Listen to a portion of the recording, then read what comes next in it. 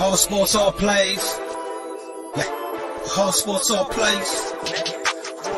Whole sports all plays. 365, we making a plays. You talking the game, get you through the days. We're high in the court, the dime in the lane. Variety topics living the same. All presentation, sports information. Hitting the airways, taking the nation. All sport, all plays, like working your faces. Grace at the field, so tie the laces.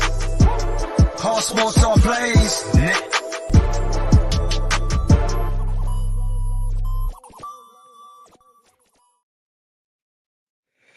Good morning. Happy Friday, everybody. Welcome to ASAP in the morning. It's 10:04 on the East Coast. It is Friday, October 21st, and I am your host, Craig Campbell. I will be joined just in a few minutes by Ray Cruz and company. But let me know how you're doing this morning. Hope you all had a great night. Great night of NBA action. Had the ALCS happen as well, Thursday night football, and a major trade in the NFL all happening last night. We'll get into all that in just a minute. But while you're here, hey, if you like the content of All Sports, All Plays, and any of the shows, we actually had Around the Bases just happening this morning, Big 10+4 happening this morning. Lots of content here at the All Sports, All Plays network. So if you want to find, what's up, Dre? Good morning, sir. Dre, part of our college football breakdown on the weekends. But if you like all the content, or hey, if you want to check out more of the latest content, we're live every morning, Monday through Friday, 10 a.m. to 12 on a number of different platforms. This morning, we're on Facebook, LinkedIn, YouTube, Twitch, Twitter, and live TV on Roku, Tiki Live, and Fox D Network. So check us out on all those different platforms. And if you like the content, hit the like, hit the sub, comment in the chat here. Let us know. We like to interact with everybody and answer any questions y'all have. Love to have that back and forth. Like I said, the rest of the crew is going to be joining in just a few minutes. They're running a little bit late, but the show must go on. So if you're watching on YouTube, it's ASAP Sports Network, Facebook at All Sports All Plays, on Twitter at ASAP Network 1, and on Twitch at ASAP Network. We've got a few sub goals and follower goals we're trying to hit on each of those platforms. So definitely check those out, and it helps us out a ton. You can also send stars here on Facebook. That helps us out as content creators, helps us bring you some of the best content possible. All right, let's dive into this today. And I've got, obviously, if you didn't see last night, we had a breaking news trade in the NFL. Christian McCaffrey traded from Carolina to San Francisco, which was a big shock, I think, to a lot of people. And he went for a haul of draft picks. Number of draft picks but no players were involved. No first round picks were involved either. I had seen stories in the last 24 hours that things were getting close to really picking up some momentum. And I think it was a bit of a surprise to see it happen so quickly, since a lot of these rumors had come out. But I think San Francisco was not a destination that a lot of people were anticipating would be the destination. You heard a lot about Buffalo.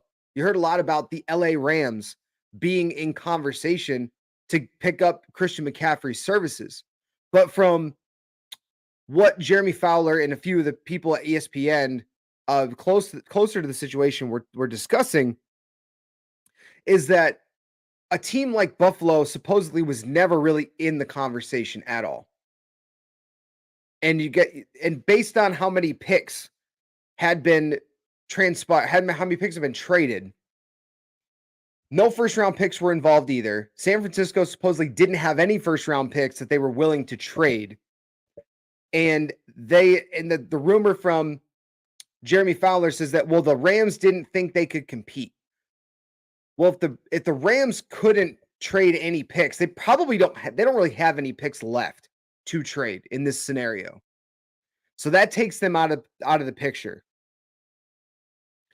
San Francisco trades a second, a third, multiple picks here. Now they have multiple picks in the second, the third, the fourth,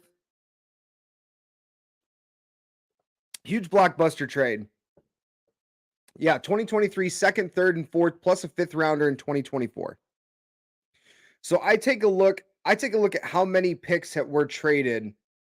And this is something that I feel bad for a few of the guys because they can't defend themselves right now.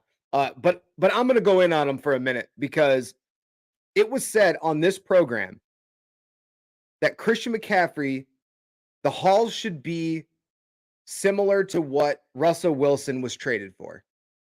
Talking multiple first-round picks, players involved. A certain individual on this program said that even that is not enough to trade Christian McCaffrey. And this goes to show, like, myself and a few others had said it's all going to be about picks. It's all going to be about picks. And we got blasted for it. Well, what happens in this trade? Picks are the value in the NFL. It's not players.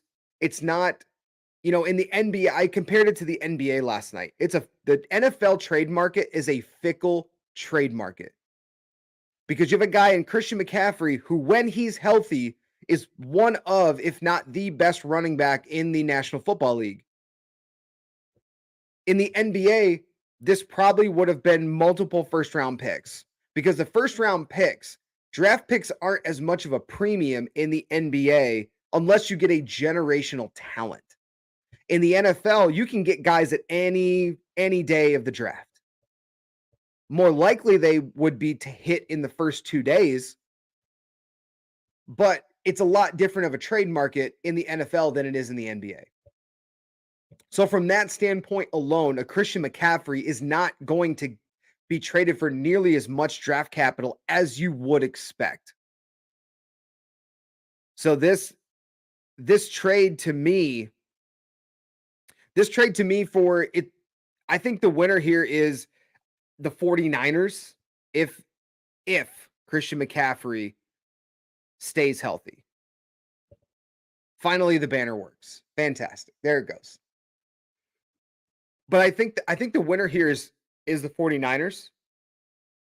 Yes, the Carolina Panthers get the biggest draft haul for a running back in NFL. They get a second, a third, a fourth, and then a fifth for next year. But that also, and I'd love to hear your comments on this because we got a few people watching on multiple different platforms. But I'd love to hear your thoughts on the Christian McCaffrey trade. Did Carolina get enough? Did they not get enough? And I'm bringing in Ray Cruz joining us this morning. Once I get him in, there he is. Good morning, Ray. Good morning. But I'd love to hear your guys' thoughts. Throw it in the chat. What if you feel like Carolina got enough, they didn't get enough. But here's the thing about getting these picks. And this is why I think the 49ers win this trade.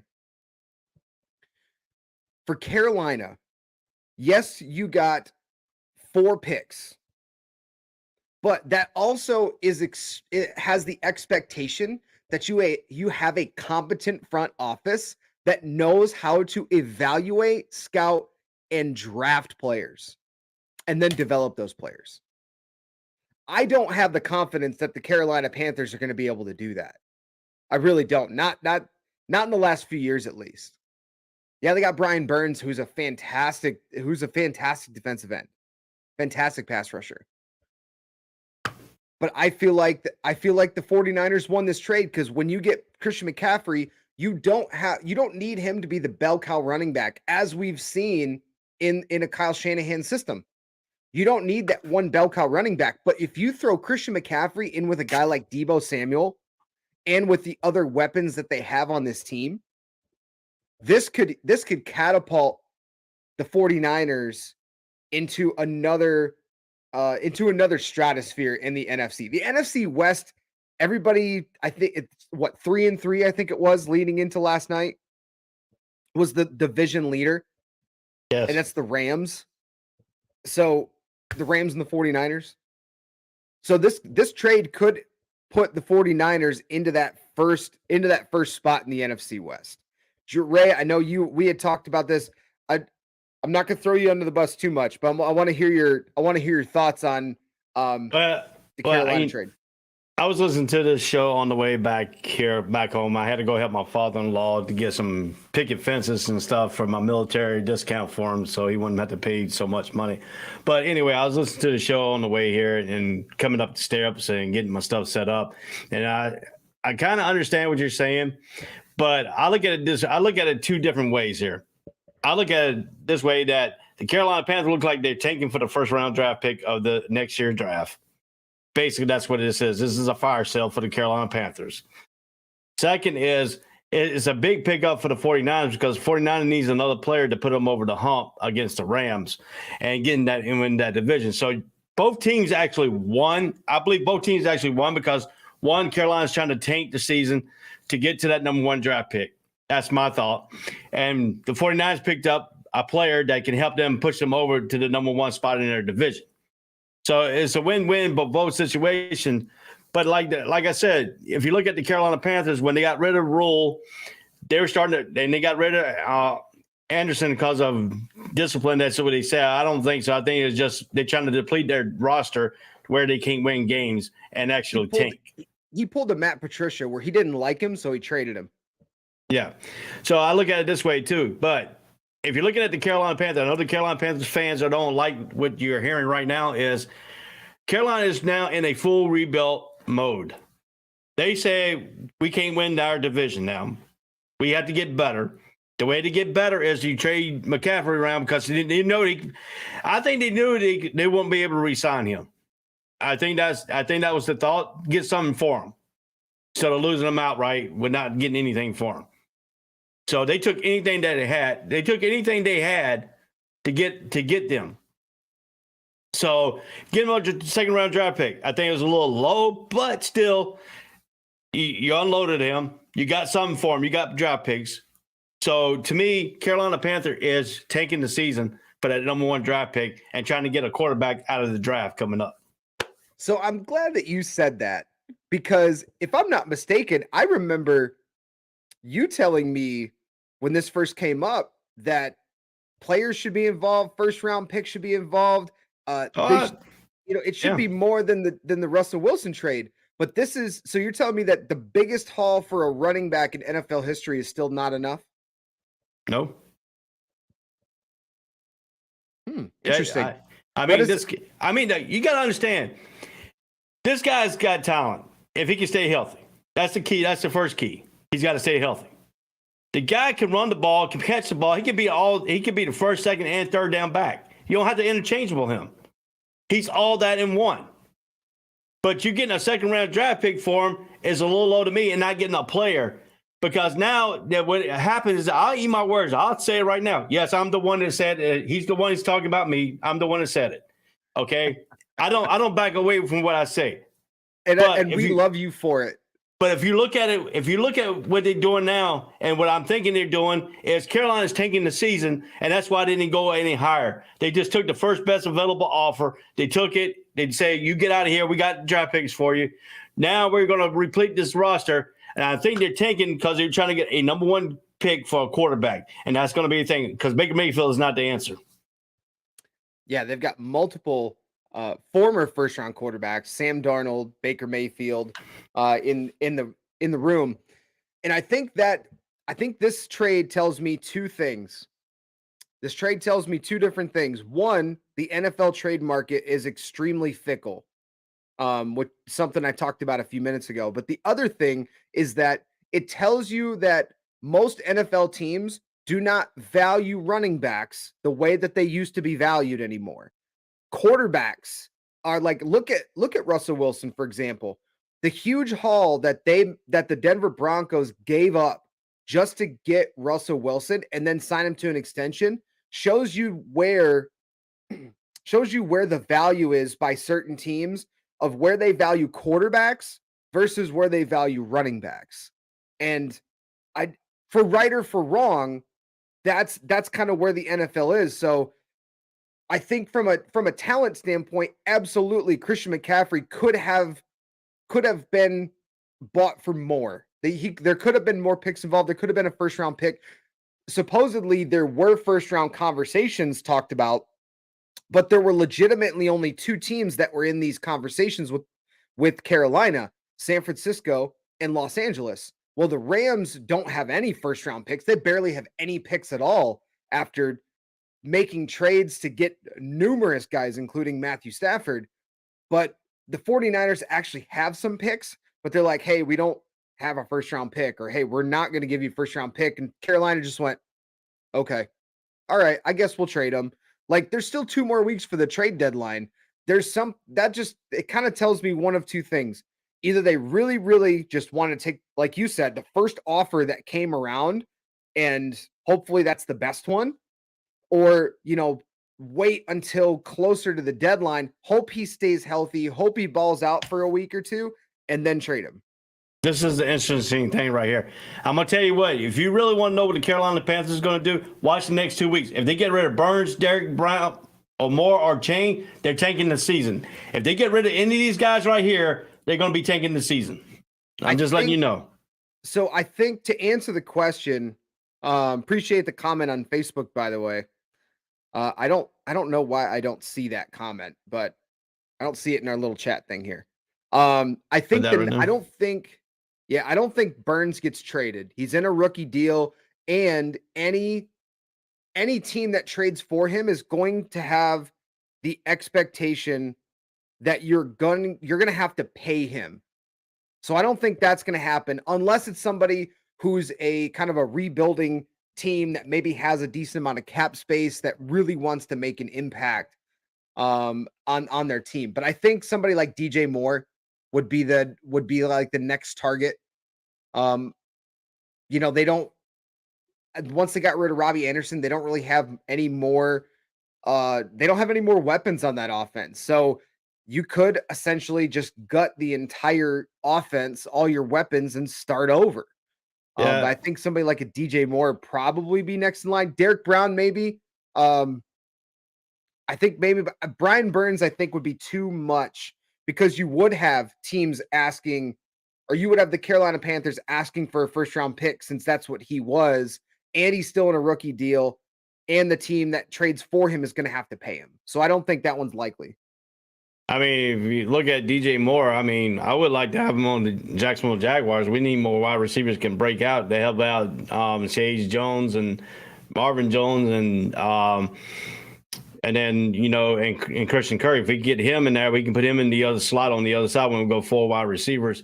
That'll be excellent for the Jaguars to do. But still, to me, like I said, the Panthers move any of these next few guys, and then the next 2 weeks, they're tanking the season to get that number 1 draft pick. That's just point blank, because they're looking for a quarterback in the draft. They're not looking for another veteran, because they went that route this year. They went that route twice. Donaldson, you say Donaldson, you got Baker Mayfield. We got Donaldson's chasing ghosts still. That's the first thing. I don't know why they traded for him, because he's too busy chasing ghosts. Second thing is Baker Mayfield. I don't know I think he's too busy trying to make commercials, instead of trying to work on his craft, because he's still doing what he did in Cleveland. And third thing is, you got the Carolina Panthers now trading. You got to fire the head coach, which he needed to be gone anyway, point blank. He was just trash. And then you got McCaffrey, who's supposed to be the best wide running back, the best player on the team, and they got rid of him now. So now you got Robbie Anderson's gone because you said Matt Patricia's thing. Yeah, trade the discipline away, get him to Arizona. But still, if you're looking at the Carolina Panthers, they don't have anybody on that roster now that scares any other team on that offensive side. You still got Burns on the defensive side. You got Chain on the defensive side. But still, defense is not going to be good enough, because that offense is not going to be enough to score again. I don't even see Carolina. If you look at the next couple of weeks, Carolina Panthers be barely lucky if they score 7 points. This move, to your point, this move definitely, it sounds the alarms that it's tank season in Carolina. They're gonna try to get a top draft pick. I don't know if they're gonna spend it on a quarterback. It just really depends on, I think, who is brought in, not only to be the coach, if they make any other changes in their front office. I think it really depends on where they officially fall. But of course, quarterback's going to be in the conversation, because that's what you need to win in this league. Is a top tier quarterback. But this is a good point about cap hell. I don't know about I think maybe from the dead cap perspective, that's probably true because they have 45, almost $46 million in dead cap, which is sixth most in the NFL. But they still have $10 million in cap space right now, which is third best in the NFL. So Carolina, over the next couple of years, it's going to be very difficult to navigate some of that. But I think they'll be okay because they have some cap space. I haven't looked at the financials for the next couple years to see kind of how far out that goes. But they do have a lot of dead cap that they have to deal with. But the Chiefs getting in conversation for a few of these guys. I don't know. You're going to have playoff teams in conversations to get guys from a team that's definitely having a fire sale, which I got laughed at when I said the Carolina was going to have a fire sale a couple weeks ago. So we're just going to toss that out there. But this is a point that we made a few minutes ago that CMC brings a much different element to the 49ers offense. When they already right now have the best defense in the NFL. They have the second best rush defense, third best pass defense. They're 12th best in rushing already. And they've got Jeff Wilson as their lead running back right now. If you essentially turn that into a tandem, Christian McCaffrey and Jeff Wilson, it adds an extra layer to that. And I think the way that Kyle Shanahan draws up plays, sometimes he'll get Ayuk involved in the run game. Sometimes he'll get a lot of times Deebo Samuel lined up at running back. It gives an extra layer of getting the ball in the hands of your playmakers. And I think there's only upside here for the 49ers. I don't know if I doubt CMC and company would get beaten into a pulp, because you have an extra playmaker to throw in there. But I would not entirely be surprised to see Christian McCaffrey line up in the backfield with Deebo Samuel, or have them both line up in slots, and then have Jeff Wilson in at running back. You ready for this? You know he went to Stanford University, correct? Correct. You know he had a fullback day. He ran it behind, correct? Correct. Yep. With Jim Harbaugh. Yep. Guess what? What does Shanahan does with Januski? Fullback. The only team that basically, he's a fullback. Guess what? You're going to see him go back into the I formation. He's going back to the Stanford ways of running the football. And guess what? You get an extra blocker to McCaffrey who can make people miss. Oh, this is going to be sweet. And then plus, it'll help him out with the injury part too. That's the point that I want to make, is that Juszczyk is a great blocker, and he can catch out of the backfield. I don't know about going all the way back to the I formation, but Kyle Shanahan does a really great job of dialing up run zone schemes that I think Christian McCaffrey would fit into very, very well. They move blockers around and to set up their runs. And I think that's where Juszczyk is going to be immensely superior to anything else Christian McCaffrey has run behind before. The way that Kyle Shanahan draws up run plays and utilizes the run to help somebody like a Jimmy Garoppolo. And I think that's the part, is it's going to limit he's not going to have a ton of carries from a number one running back standpoint, but between him, Wilson, and Deebo Samuel, those three guys are going to help spread that load a little bit. And Shanahan's going to have to now dial up plays to get these guys the ball. And I think it's going to help the longevity of Christian McCaffrey's career. And then you talk about Jimmy G at quarterback. Guess what he does? He just helps Jimmy G now, and you can't blitz the 49 as much as you want to, because you get a blitz. He's just going to pop out to the flat, and all he got to do is lift it over the blitzer's head, and then he does the rest. And I mean, that's a dangerous thing you got to do if you're going to blitz the 49ers now. Since they got McCaffrey, that's going to be a dangerous thing if you blitz them. Yeah, it's going to be a fun. I doubt that we'll see him in a uniform this weekend, but I think that's going to be, once he does suit up, I think watch out for the 49ers because right now they're tied for first in the NFC West at 3-3. They're 2-0 in the division. But I think this move helps put them near the top in that division that I think is pretty weak right now. It's pretty beat up. Seattle's been a great surprise story. I don't think they can sustain that for the entire season.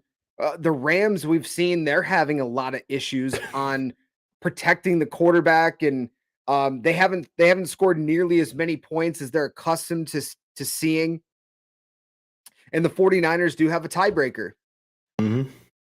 So I think the 49ers have just positioned themselves to not only make the playoffs, but I think they position themselves to win the division because they still have that strong defense. Adding an extra layer to your run game is going to help out Jimmy G because you're going to take some pressure off of him, not making him throw 30, 40, 50 times a game. And you're going to rely on two things that every successful NFL franchise does in order to make deep runs in the playoffs. You got to play defense and you got to have a strong run game so you can control the clock. And that's exactly what the 49ers do to a T. And that's why they made the run to the NFC Championship game last year. And that's why they can win the division this year.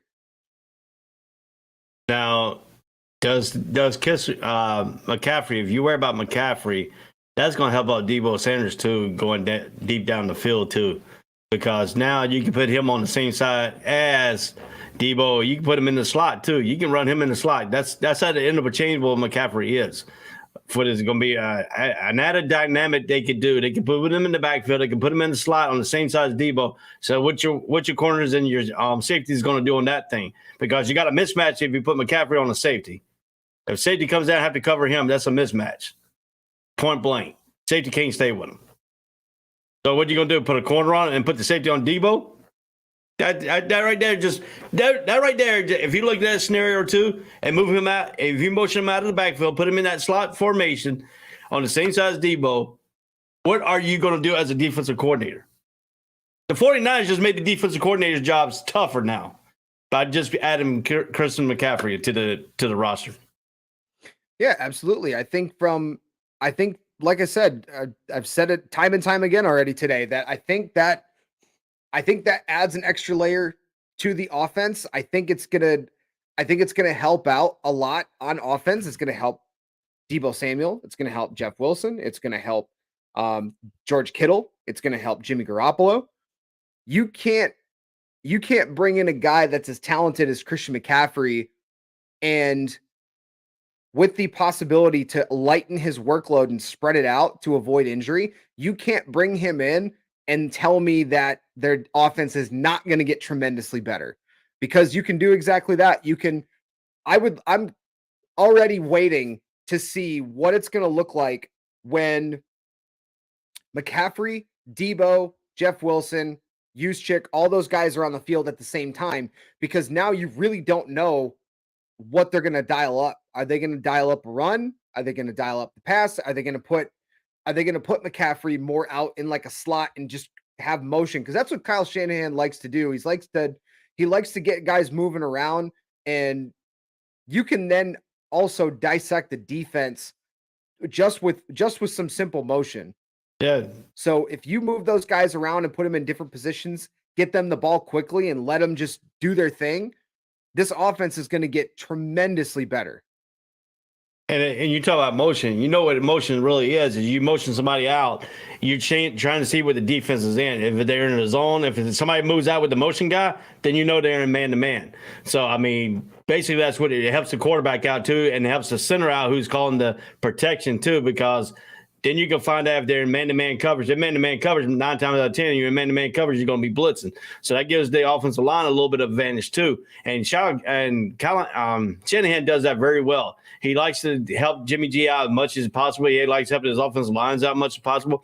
Now, when McCaffrey's involved, now you got a defensive coordinator now that's going to say, okay, what if he motions out to this side? What you going to do? If he motions out to the same side as Deebo Samuel, what are you going to do?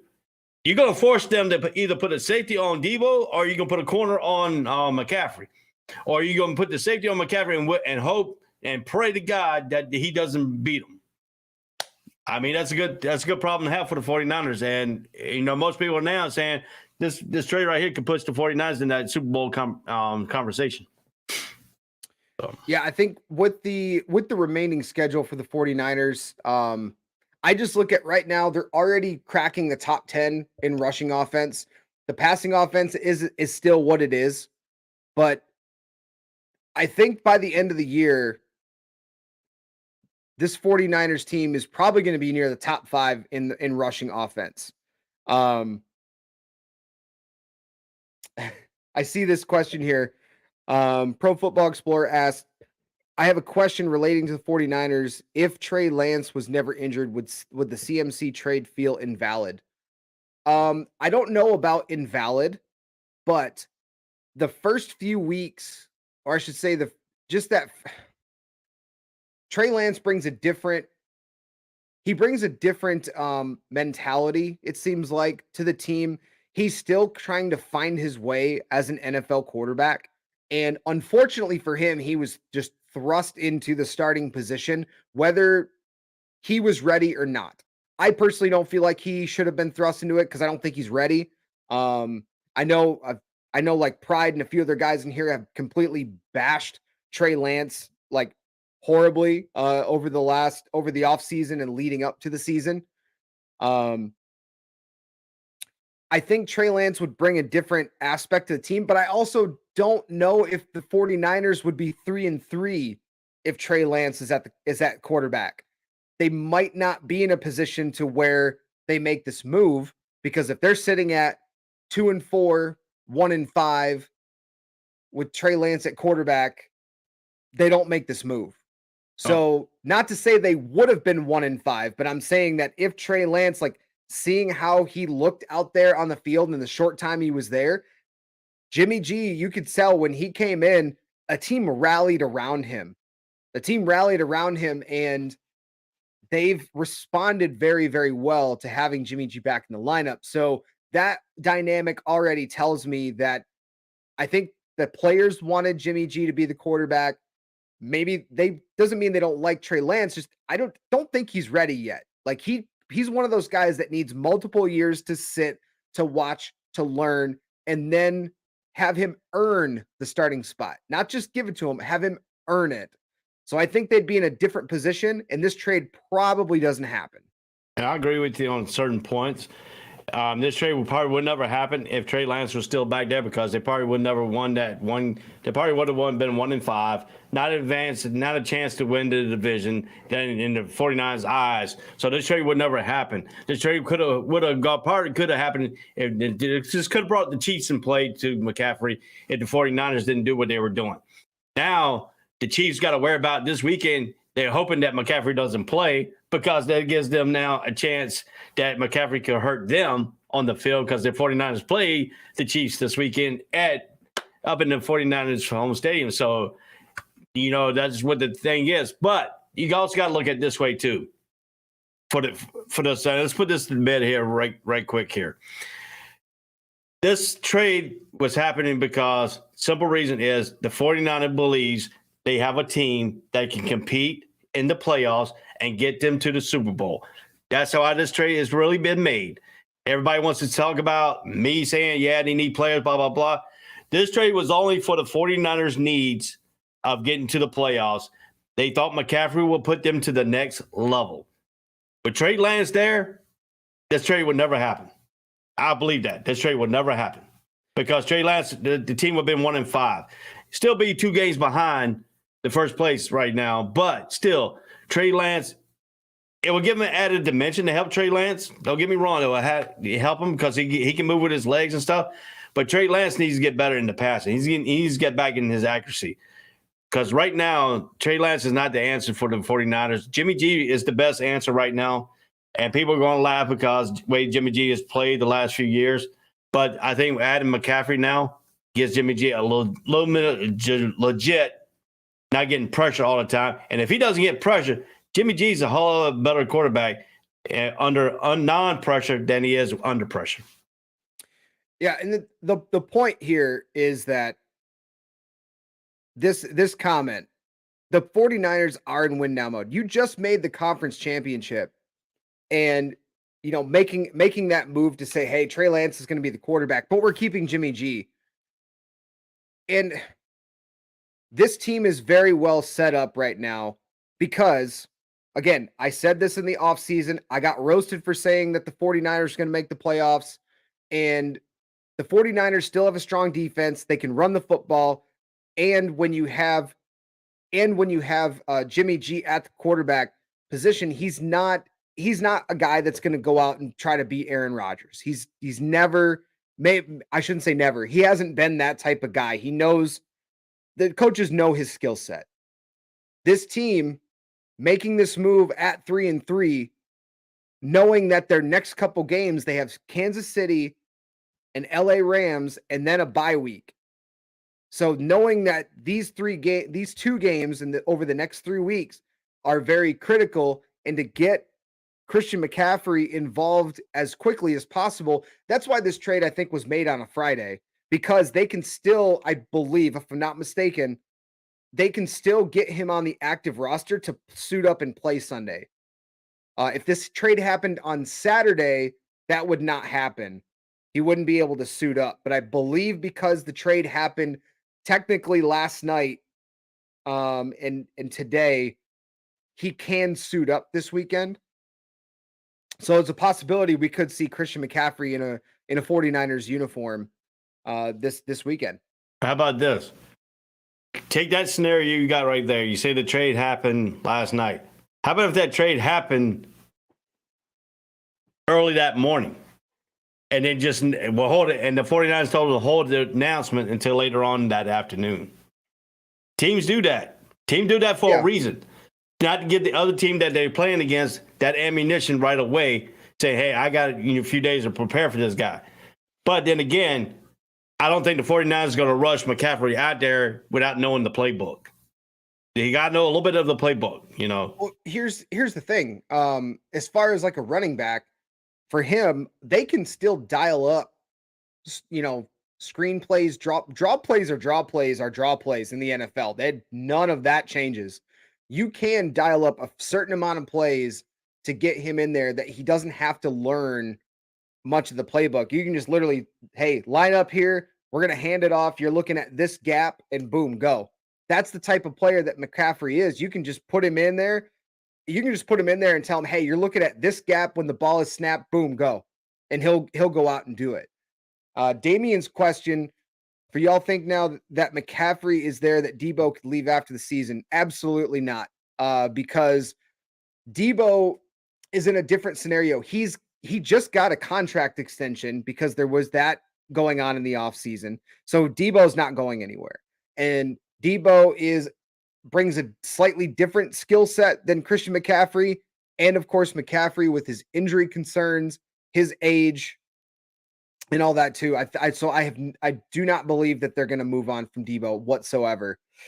Now, if they re-sign McCaffrey, McCaffrey's contract is running up. If they re-sign him, I think Debo stays because in Debo's eyes, they see the 49ers trying to win Super Bowls. And by him adding McCaffrey to that roster now, and that they re-sign him on the offseason, that's going to give Debo a chance to say, hey, yeah, the 49ers are all in. They're trying to win Super Bowls. Let me stay here and try to be part of that catalyst and make this a dynasty out of that. So 2 ways you can see it this way. If they get re-sign McCaffrey, that helps Debo out to keep him, because they're going to say the 49ers are trying to make this, at least trying to make it a dynasty in his eyes to win Super Bowls. So that's another thing. Another thing this too is going to check. It's going to really check and see how good Kyle Shanahan is as a head coach, and can he maneuver this roster to the next level. This could be a play for if 49ers don't win it all this year. Shanahan could be possibly starting up next year on a hot seat. So I want to go back to something that you had said, because Christian McCaffrey is in the middle of a 4-year, $64 million deal. He still has 3 more years on his contract after this season is up. He hits free agency at 30 years old in 2026. So they still have a couple of years left that they can really kind of build the offense more. And now that they've got Debo under contract, this is your window. And that was the comment that was made earlier by Pro Football Explorers. Like, this is the window right now for the 49ers. Win now, because once some of these contracts, the rookie deals expire, you got, Trey Lance, you got to figure out what's going to go on with him once he comes back from injury. And you'll have to either extend him or cut him at the end of his rookie deal. So this is your window right now to figure it out for sure. Did see something the 49ers would use him as a red zone threat this week. I agree. I think you're going to find ways to get him on the field. And I think that's why the move was made earlier, as soon as possible for the 49ers, because the sooner you can get that deal done and hit the deadline to have him on the roster, you can have him suit up this weekend. And especially in a game against the Chiefs, a team that hypothetically, if you make a run to the Super Bowl, that's a team that you could potentially face.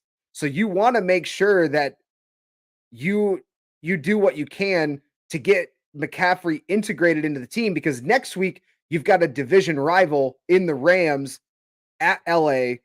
Both teams right now sitting at 3-3 at the top of the division. So if both teams win this weekend, they're sitting at 4-3, and now you're literally competing for the division. So you want to get, I would not be entirely surprised if he plays, I don't know, maybe 20 to 30 snaps this weekend, just to get him involved. You say 20 to 30 snaps this weekend? I could see Christian McCaffrey playing about 20 snaps this weekend. Doesn't mean he's going to get 20 touches. Yeah. 20 I see snaps. him playing about 10. I see him playing anywhere from 10 to 15 if he does play. But we'll find out here soon, because the NFL rosters will come out soon, pretty soon too. So, absolutely. Something else happened last night in the NFL. We had Thursday Night Football. Hey, we hit the over. We actually hit the over on Thursday Night Football last night. The Cardinals actually. I told you. The Cardinals actually showed some life. Now we actually had a high-scoring affair. You won't throw me on the bus. I told you they were going to go over. You did. We talked about it yesterday morning here on ASAP in the morning, that this game with D-Hop coming back, you got Robbie Anderson making an appearance as well for the Cardinals. Hey, 2 pick sixes in the first half for the Cardinals, pushed them out to a big lead, but then that defense just allowed the Saints to get back into the game in the second half. But the Cardinals, hold on, they beat the Saints 42-34 on Thursday Night Football on Amazon Prime, and now the Cardinals improved to 3-4, and they are still within striking distance in the NFC West. Your thoughts on last night's game? Well, to me, seeing the score and not watching it, I like watching some of these Thursday night games to me, because now they're on Amazon Prime. I don't really like to watch them right away. I watch them at the end, and I haven't got a chance to see it. But I do listen to it on radio, on my Intune radio, which gives me a better idea, because I like listening to – I'm an old school kind of guy. I like listening to football games on radio. You know, back in the day, the radio tells you more of what's going on in the game than you do the announcers, and you can really see. They have to tell you what's going on, what formation and stuff like that. So, to me, this game was actually pretty good. To the slacking of a 2-5, both teams coming in under 500. But then again, you know, Dalton started off with a 4-play, 75-yard, 2 minute and 7-second drive. But what happened to Andy Dalton is what I told y'all. He likes to throw interceptions for the other team to get in touchdowns. He threw 2 pick six in this ball game, and that was way to go. You know, that helped out the Arizona Cardinals.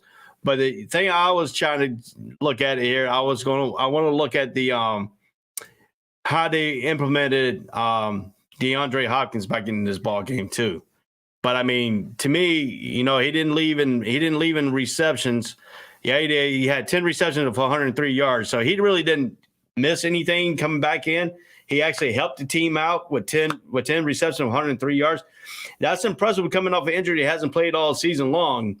and having that timing with Kyler Murray getting over 103 yards receiving, that kind of helped out Arizona's offense. But then again, Andy Dalton with 3 picks. He had 3 picks, 4 touchdowns in his ball game. So, but the 2 pick six kind of keyed in. He gave him 14 points right off the turnover. So that kind of helped the Arizona Cardinals out. Yeah, if you remember that DeAndre Hopkins was out for the first 6 games for performance-enhancing drugs. The NFL taking such a hard stance on weed, but not on gambling, because that's the moral thing to do. But anyway, I think one of the most perplexing things to me about this game is the fact that the Arizona offense missing DeAndre Hopkins. I don't know what happened. I don't understand how one guy, and yes, it's DeAndre Hopkins, and I understand. I don't understand how one guy can literally change the course of an offensive scheme when Cliff Kingsbury is supposed to be this offensive guru, and DeAndre Hopkins comes back. He gets 13 targets, which is the second most targets in a game from Kyler Murray to a single receiver. 10 catches, over 100 yards, didn't get a touchdown, but that offense looked so much different with DeAndre Hopkins on the field than they did the entire first 6 games of the year. And this puts a good question into perspective now is, can the Cardinals now compete in the NFC West now that they have DeAndre Hopkins? Robbie Anderson, like I said, made an appearance. He didn't have a catch. He just was on the field for a few plays. But can the Cardinals now compete in the NFC West, judging by what we saw last night? They can compete, but the problem is what your scenario is with DeAndre Hopkins coming back. Why is this offense looks better? Because DeAndre Hopkins takes a lot of pressure off the other receivers, because he is going to get the focal point of the defense. The defensive coordinator has to count for him now. So that leaves plays open for the other guys. And if you don't have DeAndre Hopkins on, everybody else is going to play straight up with them. You don't have to double team a receiver. You don't have to move your safety over to help over the top. Now with Andre Hopkins in the lineup, you got to move a safety and have over the top coverage on him, or else he'll beat you. That's how good Andre Hopkins is. He can beat his own guy one-on-one, so you got to throw a safety over the top. And guess what that happens? You leave everybody else out there by themselves, and they now can get one-on-one coverage and not have to worry about a safety over top of them or worry about a defense of covering in zone, because you can't zone Arizona now with DeAndre Hopkins, because Hopkins will run a 5-yard in and sit there and let him receive it. And what's going to happen? You come up and try to tackle him, he's going to make you miss. So you have to play him with a safety over top, and that's going to take you. That's going to roll the other team's coverage. And you talk about Kingsbury's an offensive guru, but you got to understand too. He tells his offense to have DeAndre Hopkins in it. If you don't have DeAndre Hopkins in it, he can't tell his offense away from that, because they have nobody else can fill that spot DeAndre Hopkins fills. Well, that offense definitely looks a little bit better with DeAndre Hopkins in the lineup. Damian said, hell no, not with Murray at the helm if they can compete in the NFC West. But one of the key things for the Cardinals in this game, they had those 2 pick sixes near the end of the second half that really just kind of put the Saints in a hole, down 28-14 at the half, and then tacking on another touchdown in the third quarter. But then the Arizona defense allowed the Saints to get back in this game with giving up 17 fourth quarter points. And my concern is that in the NFC West, when you have teams that can do certain things really well, like the Rams can, when they have an offensive line, can pass the ball really well. The 49ers can run the ball really well. Seattle's been a great surprise team that they can do a little bit of everything well. Depends on Pete Carroll has really got this team, and Geno Smith in particular, playing really well this season. So they're in that conversation right now. But yeah, that was always, the jury was out on the Cardinals going into the season about their defense. They didn't make any big splash pickups in the offseason. And they basically kind of held the same team together that was already a mediocre defense last year. And you can see now that any given point in a game, they can give up points, and in a hurry. That's not gonna bode well for the Cardinals the rest of the way if they're trying to have a shootout with their opponents, because that's not always gonna work. But the one thing you can take solace in, the one thing you can take hope in, especially if you're our own Jay Ness, is that the teams you play later this year, not only a handful of them have like explosive offenses. So there is a possibility that you could just try to outscore people over the remainder of the season, assuming you keep guys healthy. But that would be my concern for the Cardinals, is you got up 35-17 and then you kind of salted away the lead a little bit and allowed 17 fourth quarter points, and now you made it more of a game than it really had to be. Yeah, that's true too. And then is Chandler Jones injured for the Arizona Cardinals? I don't remember if he played or not. I'd have to look. I know he didn't play because he wasn't even on the stat sheet.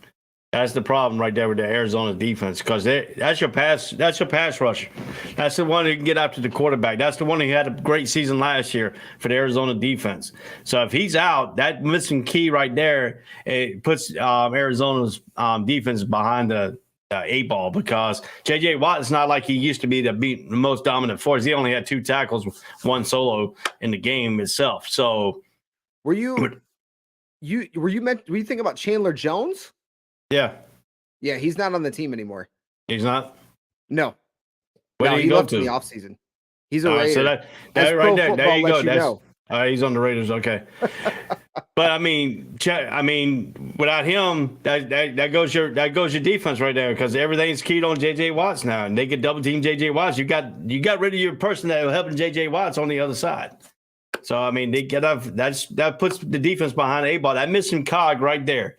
Chandler Jones. Sorry about my thing, mishap on that by the Raiders, but anyway, still.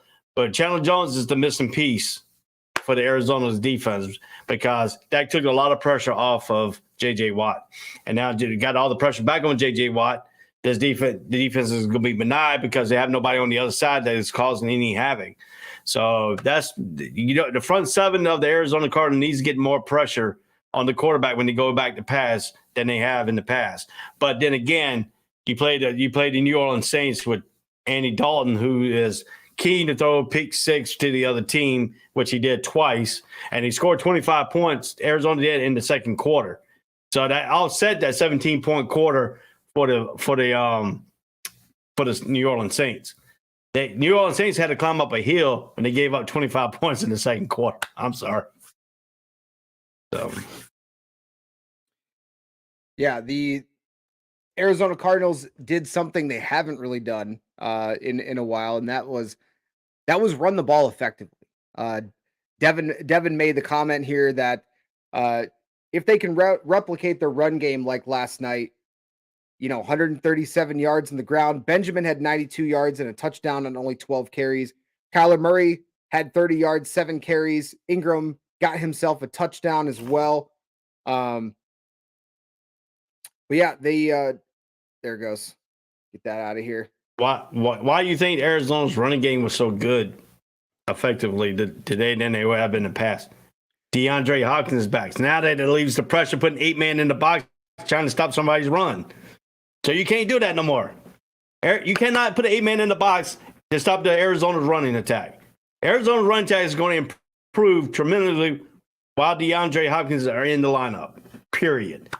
Point blank, because that defense now, the coordinator knows, I got to worry about him. That means they got to put a safety over the top. put a cover guy right there. And guess what? You don't have a safety now to move down in the box to make the 8-man front to try to stop the run. So that's going to be the key right there. So, yeah, if you're the Arizona Cardinals, you look at the breakdown. You got 21 first downs, but you had 9 by the rush and 9 by the pass. So being able to do that on first and second down mostly, because they were only 3 for 10 on third down conversions last night. So, but being able to utilize all facets of the offense and having that extra layer, now throwing in Robbie Anderson next week, putting him in that mix. Those guys are going to help out this offense. It's going to help. Next week, they have Minnesota on the road. Then they've got Seattle, LA, San Francisco, 3 divisional games out of the next 4. So if there's any time that Arizona wanted to get DeAndre Hopkins back, I think this was a perfect time for them to get him back, because now of the next 4 games, you've got Minnesota, who's a division leader right now, and then you've got your 3 divisional games to help maybe put you in a position. If you can even win, I think they can beat Seattle, and they could maybe beat LA. It just depends on how their defense plays. But out of those 4 games, I think they can win at least 2 of the next 4, especially if they look the way they did last night and can kind of fine-tune, tighten up that defense a little bit. So I think they can definitely compete in the NFC West. Now look at it. One more key point. What you say about the receiving core, why they look better too. This is the drop-off without DeAndre Hopkins. DeAndre Hopkins had 14 targets, 10 catches, 103 yards. Next closest person to him is Moore with 1 catch for 31 yards. Ingram with 2 catches with 23 yards. Zach Ertz, 2 catches for 21 yards. Benjamin, 4 catches for 21 yards. George, 1 catch for 5 yards. Robbie Anderson had 1 target, no catches. That's the drop-off you're talking about. Between the number 1 and the number 2 guy on the receiving in this ball game, it's almost a freaking 80-yard, almost a 70-yard, over a 72-yard drop-off between the number 1 and number 2 guy. That's why they were looking so bad in the passing game. They had no receiver that could do what Andre Hopkins did, and that's what proved my point. That stat right there proved my point that DeAndre Hopkins is more effective. The Arizona Cardinals offense are more effective with DeAndre Hopkins in there. That's what Keith Kingsbury presented his offense by. That's what he did. He tried to run the same offense without DeAndre. It wouldn't work. That's the problem. DeAndre Hopkins is the missing cog, and that's why you see that one player affect the whole team the way he did. Yeah, Devin throwing us some of the stats. He's becoming our stat guy here at ASAP in the morning. Defense on the field close to 70% plus of the first half. Arizona is the worst first half scoring team in the NFL. It's not even close. Yeah, they've really struggled on offense, and then having DeAndre Hopkins back definitely helps out. Definitely helps out with that offense moving forward. But all right, we're heading into the second hour of the show here, and we're gonna shift some gears and talk a little bit of baseball, because there was a game last night, and oh, thank goodness we don't have Frankie on here this morning, or even Jay, because there'd be 2 opposite ends of the spectrum.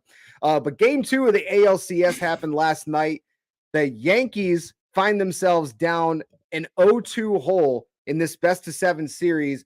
They dropped game 2, 3-2 against the Houston Astros, and Alex Bregman had a 3-run home run, gave him the lead, and that was essentially it. They weren't able to bounce back, and if you're the Yankees now, it's extremely important.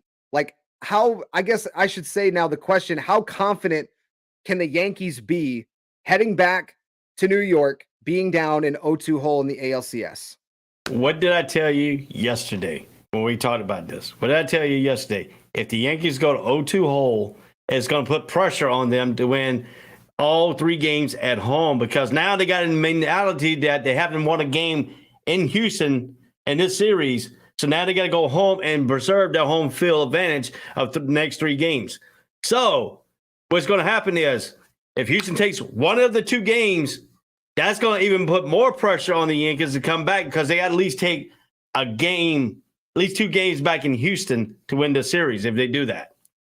So the pressure will be on this game 3 right here for the Yankees at home to hold serve at Yankee Stadium.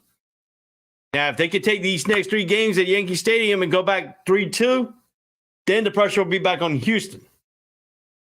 But right now, the Yankees got to find a way to solve this problem. What they got with the Houston Astros is because the pitching has been fantastic against their big hitting lineup. And what I tell you, if they don't get home runs, if they don't get the base hits worth more than your home runs, point blank. You want to have a mixture of home runs with base hits and stuff like that, but you got to get players on base for the home run hitters to be effective.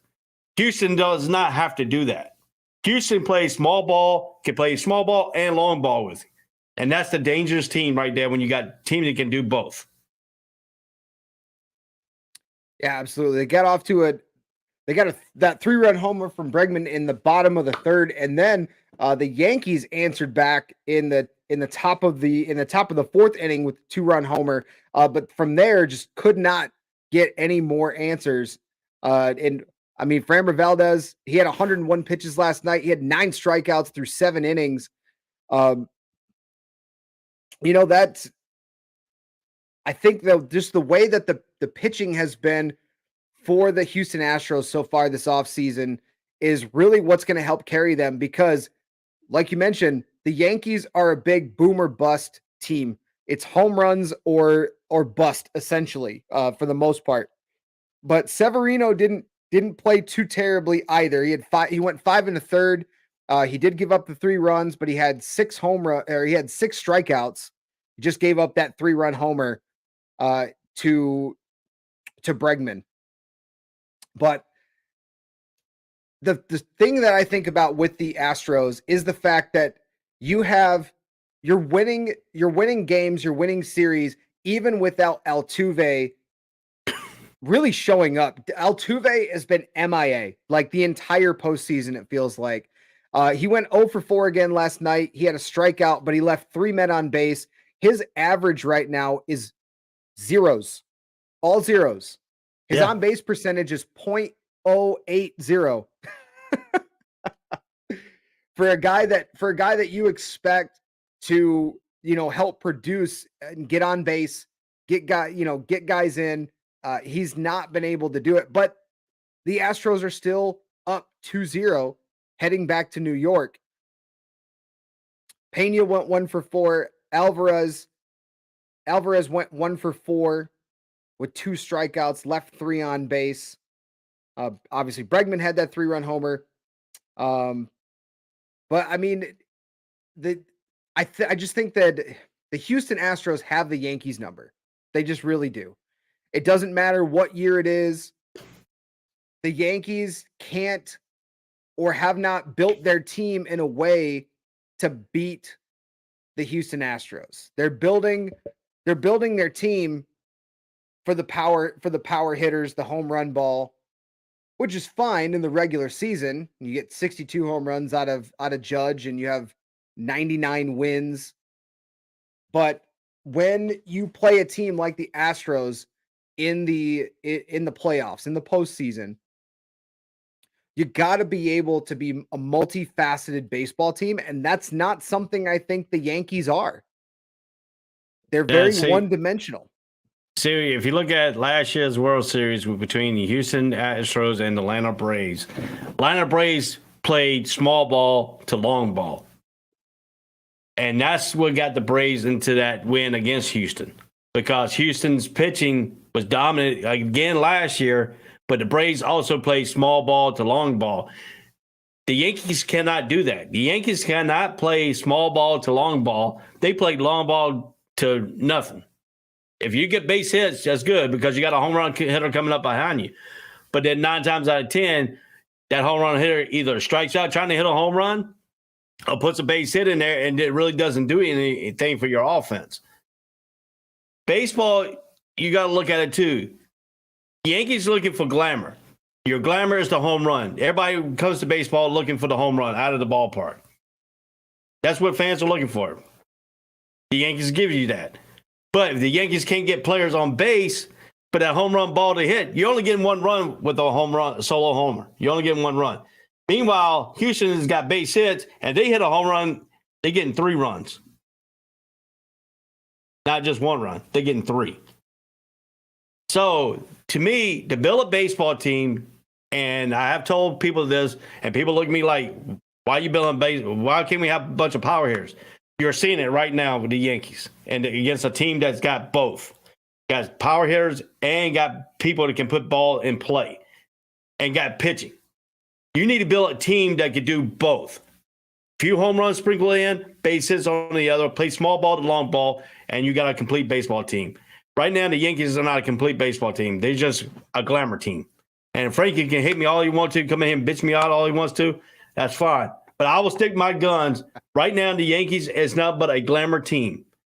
And that's why Houston is up 2-0 on them. Because guess what? Houston played small ball in that 3rd inning. Boom, 1 guy came up. You got 3 runs on the board. And that puts you behind the 8 ball because you only got 2 in the next inning coming up. And nothing else the rest of the night. Well, the Yankees did have an opportunity in the 8th inning. Aaron Judge barely missed a 2-run homer, and it was caught just in front of the right field wall by Kyle Tucker. Now, why that is such an interesting thought with the game is in Yankee Stadium, that's a home run. Because Yankee Stadium, their walls are much, much shorter than any other ballpark. As some have liked to say, it's a little league ballpark when you play in New York. But I think the funniest thing is, Aaron Boone, we've talked a little bit about him over the last couple weeks, but to him, he felt like the roof being open is what hurt. You can't blame it on the roof, man. I'm gonna tell you why that's not a factor. Soler, for last year for the Atlanta Braves, cleaned the ballpark out of the ballpark with the roof open. I know. I'm just saying that Aaron Boone is now starting to make excuses as to why this home run didn't go. Oh, well, the draft and the wind came in and pushed the ball. Well, it should have been out. Well, why do you think the Yankees always make excuses when they lose? Because they know they ain't got a team that can play fundamental baseball. They got a team that's nothing but power hitters, face all up and down. If you can't get no contact hitters on base, the power hitters are worthless. Because you got to come back. If you don't have nobody on base, you got to come back and hit home run 1, home run number 2. But if you don't have nobody on base for them home runs to be effective, because that's what it is. Houston got a home run with 2 guys on base, a 3-run homer. That's effective use of a home run hitter. Yankees don't do that. Not consistently. Yeah, and that's Devin's point, is that the Yankees, if they aren't hitting home runs, they're in trouble. The lineup is not a station-to-station lineup. That makes our point is right there, is that when they go out and try to get power hitters and they don't have a blend of guys that can just get on base, guys that can hit for contact, guys that have a role on the team, they have a specific role, this is what you see. And the Yankees pitching has also been a conversation, not only just now, but throughout the whole year. When they hit that slump, pitching was a big part of that. And they do legit only have just a couple of pitchers that are their legit starters. And, it just goes to show you how these two franchises have built themselves up in different ways. And while they're at the same spot in the postseason right now, you can tell there's clearly a big gap still between Houston and New York. So I think now being down 0-2, going back to New York, going back to the Bronx, they don't play again until not tonight, but they play again tomorrow. They're going to play on TBS at 5:07. You got Garrett Cole and Lance McCullers facing off on the mounds. And I don't know. I'm not gonna say that the Yankees are gonna get swept because I think they'll at least win a game. But I think this next game, having Garrett Cole on the mound, one of their guys, one of their aces, he's already 2-0 in the postseason, but that's going to be your best chance. That's going to be your best chance you're going back home, get yourself to regroup. All right, we can't go down 0-3. We got Garrett Cole on the mound. You got to feel confident that that's going to be a game that you guys can get yourselves back into this series. But don't the Houston Astros hit good against Cole? Those are numbers I don't have off the top of my head, so I really can't answer that question for you. But the problem is for the Yankees is the Yankees want to go back to Houston 3-2, not with Houston going back 3-2. If Houston goes back 3-2, Houston only has to win one out of the last two games. The Yankees will be putting pressure on them and have to win both of those games on the road, which they haven't won yet at Houston because they lost the first two games there. So it's going to be in the back of the mind. If Houston comes out and wins game 3, I think this is going to put a full-blown pressure on the Yankees, and the Yankees probably maybe not pick up the game 5 because they go back to Nestor as the game 5 pitcher. Let me bring up their rotation real quick. I think they'll go back to Nestor on that game 5 rotation, I think. Yeah, so game 4 is Nestor Cortez, game 5 is Taillon. And then if they get to game 6, they got Severino. And then game 7, they would have Schmidt. But I doubt I believe right now, if they do make it all the way to a game 7, I would not be surprised if you see Garrett Cole off of like 4 days rest. It depends on what he does in game 3.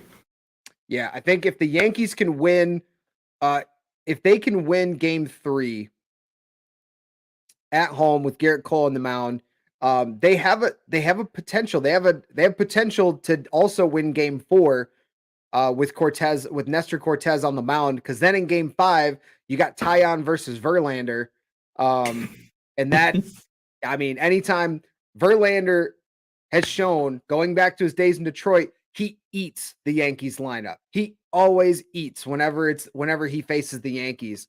Just chalk that game 5 up to a loss right there if you make it that far. Well, if you look at it too, Verlander and all them, but you playing a organization that has won over 26, 27 World Series championship. So your teams will play before. Most of them during the Prohibition era. Yeah. But that's, Yeah, but playing an organization like that, most teams that get up for that, playing these organizations, say, hey, yeah, you won these, but you haven't won one recently except in 2009. I mean, the Yankees have not won a World Series until 2009. Get that. This is a long drought for the Yankees right now. And for a team that's destined, it's championship or bust every year for the Yankees. Absolutely. And if you look at the Yankees go out and buy talent that's got power hitters. Stanton was leading what? He was leading the American League, National League in home runs for the Marlins. Next year, Yankee goes and purchases them. Thinks that's going to translate for them. It hasn't translated. Yankees build teams out to try to buy the other best team players of hitting home runs, and that has not worked for them effectively. They need to go out and find these guys who can make contact and then have your power hitters bring them in. Until the Yankees become a complete baseball team and they stay with these power hitters, this is just going to be in and out. Yes, they won 99 games, but they lost 63 games. And what they're doing right now is Houston is not fearing their power hitters because they got an outstanding pitching staff. Yeah, the one thing that worries you if you are a Yankees fan is that Judge, Stanton, Torres, all guys are hitting under 200. Harrison Bader is the leader on the team at 273, and then Rizzo has been fantastic for the Yankees so far this postseason. He's hitting 261. He was 0-4 last night. Well, he still had an RBI Even so. But Oh, his on base percentage. So I don't look at just the 0 for 4 stuff. Like I don't look at just that yeah, I know. with everybody. I'm just saying. Rizzo still leads the team in on base percentage in the postseason right now. Those are things that he's one of those guys that he can get you on base. But the problem with that is he made via error, if I remember, because yeah. Valdez had 2 errors like in the same play. You ready for this? When Rizzo gets on base, they had Torres come up behind him, not a power hitter. They got the power hitters, not stag out like they should put Rizzo in between Stanton and Judge, not Judge and Stanton, back to back. So if you're Aaron Boone, right now you got Judge batting in the 2 hole, and Stanton in the 3 hole, and Rizzo in the cleanup spot. You move Rizzo up to 2, put him at 3 maybe. Yep, and put Judge at the cleanup spot. There you go. You don't put your back-to-back power hitters back-to-back. Never. Never. And I think that goes to your point, is that when the Yankees, because they have power hitters, when they get up, if Judge hits a home run and Stanton comes up, there's no base runners for him to bring in. You need it. If you have Rizzo, I'm telling you, if you have Rizzo and he's getting on base, he's the on base percentage leader for the Yankees? Rizzo is, yeah. Why in the world you got him batting after Stanton and don't have nobody to bring him in? I don't get this. I don't get you. Why you put a power hitter at number 2? Yeah, in case your leadoff guy get on? All right. How many times has the leadoff guy got on? Here's a fun stat. I know you like stats. Here's how much different the Yankees lineup has been versus in comparison to the Astros.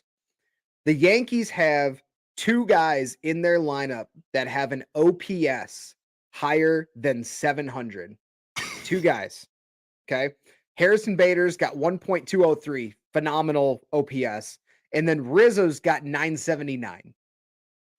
Now, in comparison to the Astros, they have 1, 2, 3, 4, 5, 6 guys all having OPS over 700. And then where these guys fall in the lineup, Pena's got 1.06 in the 2 spot. Alvarez has a 931 in the 3 spot. Bregman's over 1,000 in the cleanup spot. Gurriel is over 1,000 in the 6th spot. And then 8 and 9, you got McCormick at 938 and Maldonado in the 9 hole at 748. So guys that are baseball stat, like OPS is now kind of what a lot of hitters are being judged by.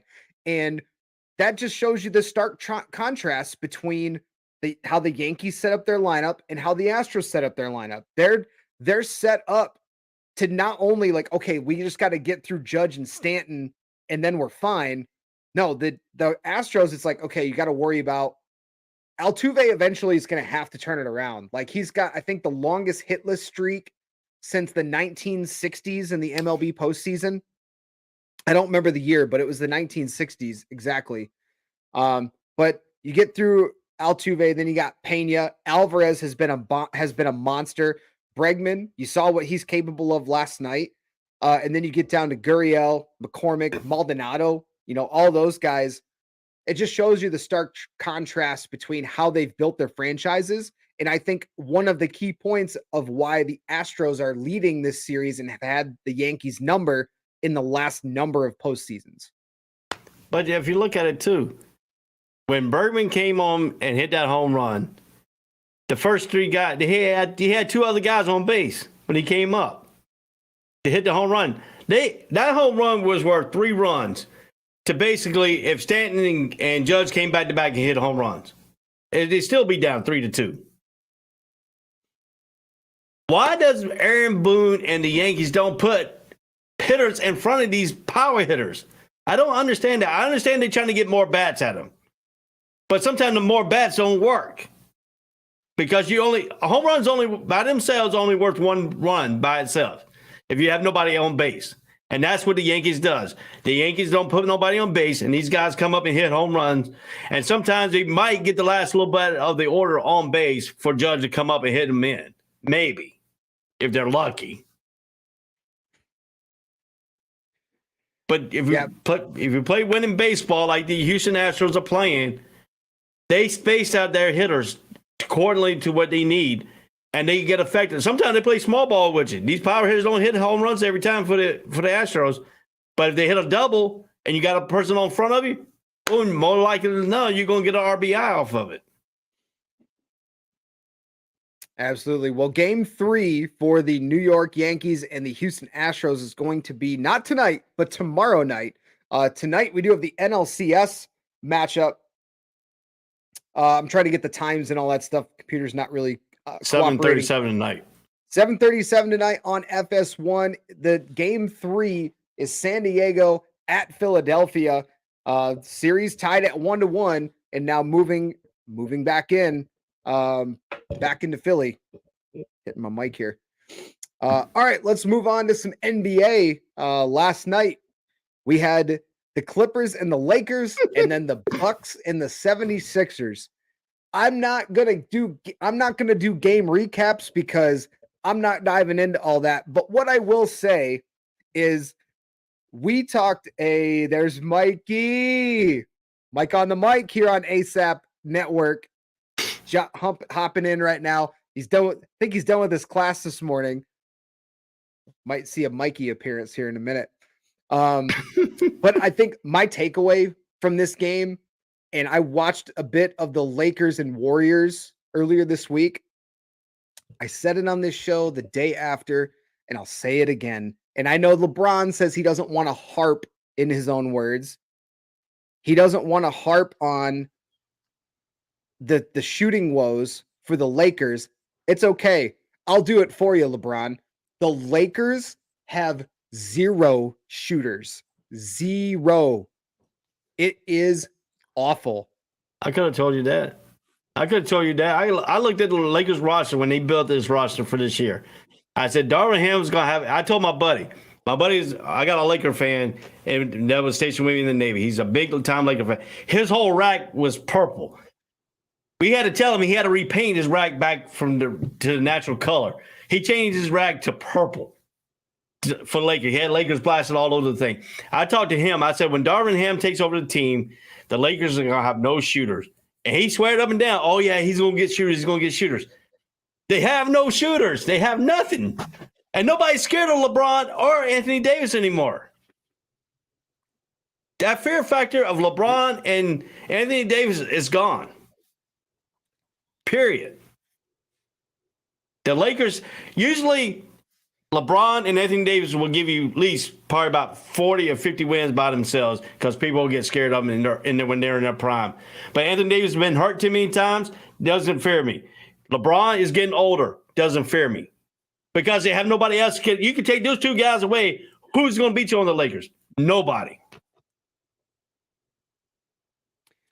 I mean, LeBron at 37 years old, in his 20th season in the NBA.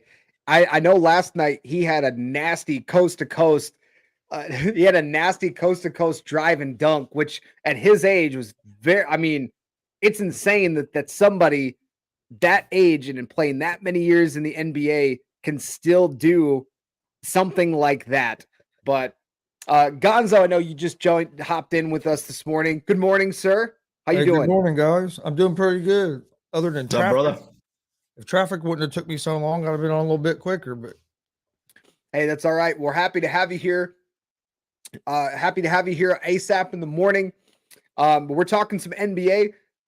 Not really getting into the games too much because there wasn't really a ton to talk about from the Lakers-Clippers game, other than the fact that Kawhi Leonard made his debut from that torn ACL that he missed the entire last season for. Scored 14 points and 7 rebounds off the bench. John Wall had 15 points in his Clippers debut. And outside of LeBron, who had 20 points, 10 rebounds, 6 assists,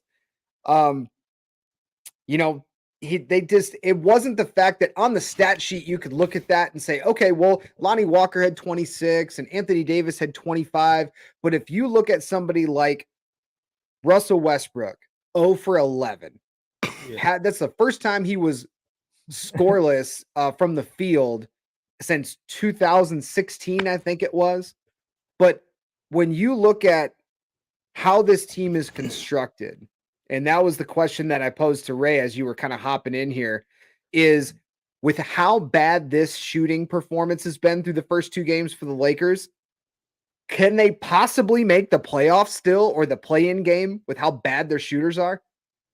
I don't think so. I had them coming into the season. I had them as maybe a play-in team, but the way they've looked the first 2 games, I know it's only 2 games. It's a long season, but I don't think they're going to be able to fix their shooting, and that's what they need. LeBron even said it in his press conference. We got to shoot the ball better. Nobody. That one game, the first game against the Warriors were backing off their guys and daring them to shoot. Yep. And I think for the Lakers, I think this season is going to turn into more about LeBron passing Jabbar and the all-time points. That's going to be the talk around the Lakers this year, because I don't think they're going to make the playoffs. Yeah, I mean, it's so bad. It's so funny because people talk about LeBron breaking Kareem Abdul-Jabbar's scoring record. It took him coming out of high school to even get that talk. Kareem did it after playing 2 years of college basketball. You know, that's the difference between the mentality and the day of age. But LeBron is playing in a scoring league. Hand checking, what you can't do no more hand checking back in the day like you used to. Because Kareem, if you watch Kareem, he used to do the sky hook and get hand checked left and right and get and then he can call it. Yeah.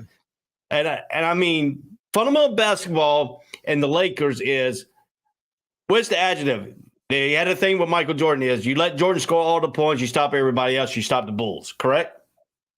Yep. Well, this is the mentality is you stop Anthony Davis, you stop, LeBron, you stop the Lakers, or you let them score, and you still can stop the Lakers because the other teams are so easy to stop because they don't have no three-point threat. Nope. If you don't have a three-point threat, and then the Westbrook experiment they're doing this year saying he's coming off the bench, that's not even working. No, he played decent the first game, but he was terrible last night. Yeah, the LA Lakers, nobody shot well in this game from 3. You had Lonnie Walker was 2 for 9, Pat Bev was 1 for 6, Russell Westbrook was 0 for 6, Kendrick Nunn was 0 for 4, LeBron was 2 for 8, all from 3. Their 3-point shooting woes through the first two games. I think that's going to be a microcosm of the entire season for the Lakers. That's going to be an area that they're struggling with. You saw it, Gonzo. You said it in the first game against the Warriors. They were just backing off their shooters, daring them to make shots. And until they can show that they have guys that are knockdown shooters, teams are going to continue to do that. And I don't think the Lakers are in position to. LeBron is not in a position, even at 37, even as talented as he still is in the NBA, he can't carry this team. And that's what's going on through the first couple games is they can't allow LeBron and AD to carry this team. You got to have the supporting cast. And that includes Russell Westbrook, who had 2 points, 3 boards, and 4 assists, 0 for 11 from the field. Russell Westbrook is a cancer. I don't care. Whatever team he goes on, he's a cancer. Point blank. Unless you give him a team that he can be the superstar by himself. That's what he's looking for. He's a cancer to everybody else when he gets into that locker room. He was a cancer to Oklahoma Thunders back when they were making that run. He was a cancer to Houston Rockets. He was a cancer to the Washington Wizards. He's a cancer now to the Lakers. Even though he's a hometown boy from L.A., but still, he's a cancer to every team he's been on. And LeBron thought he could come in and try to change him around. Westbrook is not going to change for nobody. Westbrook is going to play Westbrook ball. And that's him taking the ball to the hoop, not looking for anybody else. Point blank. He's a selfish ball player. He wants to be the main superstar. He wants to be the elite guy. But when you got so many talented people on the Lakers and Westbrook who wants the ball all the time, LeBron wants to, he backs off a little bit. He's more of a facilitator. I don't say he's a ball hogger now because he's more as a facilitator. But Anthony Davis, he wants the ball in clutch time. When you have three people that want the ball in clutch time and one don't get it, the other one's going to turn selfish. And that's what's the problem with the Lakers. Besides that, when you're backing off people, they can't drive. The Lakers are a driving team, and when you back off the three-point shooters, they cannot drive on you. And Damian does have a point. It's funny how LeBron is crying about not having shooters around him, but yet he recruited the team he wanted those guys to play with. Boo-hoo, who cares? I think that's what, and I've kind of said this on different shows dating back to when LeBron was in Cleveland, and really kind of forced, I wouldn't say forced moves, but when he got back to Cleveland for the second time and basically was holding the team hostage. Oh, I'm going to leave if we don't get this guy, or, I don't know what my future looks like, but this team doesn't want to win now. He's become a backdoor GM on the teams, and he's been that for a while, but now you're starting to see those moves come back to bite him in the ass, because you go out and get all your buddies and the guys that you want to play with, and then you put all that together and you don't have a blend of guys that can play different roles. And that's something that the Warriors have done really well, is they have different guys that do different roles, and they know what that role is on their team. The Lakers, it's just, I want to play with this guy, I want to play with that guy. And they bring in similar type of guys. And now you're seeing that, oh yeah, we've got a lot of guys that can cut to the basket and create some shots for themselves, but we don't have any knockdown shooters, which is something they desperately need. Well, with that said, hey, want to bring in Mike Hughes here joining us this morning. Morning, Mike. Hey, man. But if you look to playing basketball, you got to have your superstars. You got to have your role players. I don't care if you got a team that ain't got no good role players that can shoot jump shots and stuff. Because like when Chicago Bulls won their championships, what did they have? They had Steve Kerr to make jump shots. They had Paxson to make jump shots. They had people other than that could set up. Michael Jordan didn't take some game-winning shots for the championship. Paxson took the game-winning shot in freaking Phoenix when they won against Phoenix. Jordan passed the ball out to him because he knew each body's roles of the game. LeBron wants to go recruit these superstars to make a team that's already built to win championships, but sometimes that does backfire on people because you got to have role players to play the game. I'm sorry. Mike, the question has been posed. We're talking some NBA here. Question is, through the two games, we've seen how bad the Lakers shooting is, the outside shooting. Can the Lakers still make the playoffs despite their poor shooting? That's a great question. I think there's levels to it. I think as currently constructed, with the play-in, I think it's a deep West, but it's not 15 guys in deep. I think there's definitely room for growth. I think AD is playing very well. I think obviously you look at LeBron James, who's playing very well. But I think there's levels to it. I think there's definitely levels to it. And, my guy Jim Cross, he's a big Russell Westbrook fan. And he even did say Russell Westbrook in the stat box yesterday was +5. So, I mean, even though statistically you look at the box and you see that this guy had 2 points, I mean, he's still playing his role decently well. Obviously, what his role should have been going into this team is completely different to what it is now, but he is kind of changing his game in that way. So I think right now, you're taking into account, you just want to see good defense. You want to see things happen. And Ray made a point, you got a lot of guards on this team. And I think a big reason for that is if things aren't going well, and this is just me, I don't know, maybe they have a different idea of it. At the deadline, you might be able to trade Russ and actually give up those picks. I know they're very stingy on those picks, but you do have all these guards for a reason. And I don't know if it's either to trade those guards or if it's to trade Russ down the line. There's no reason to have as many guards as you have.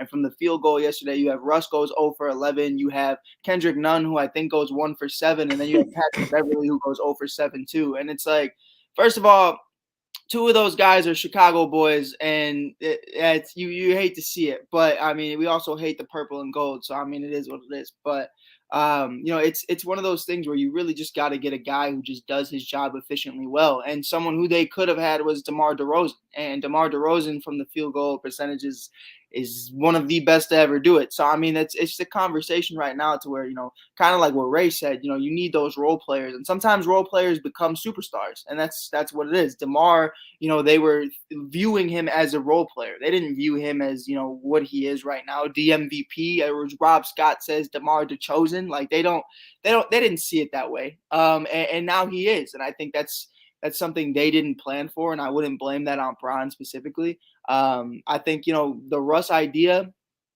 no one saw this. No one saw this coming. And anybody who says they saw this coming was lying to you, because it was never intended to be this bad. There was never these conversations of it not working. Everybody was actually just praising him for what he did in Washington with Bradley Beal. And, it's something where everybody was kind of seeing a turnaround. He was being very good with Bradley Beal. They were taking turns. They were passing the ball very well. He was shooting very well. He was guiding them to a playoff appearance. And it's one of those things where, I don't know what this is. I don't know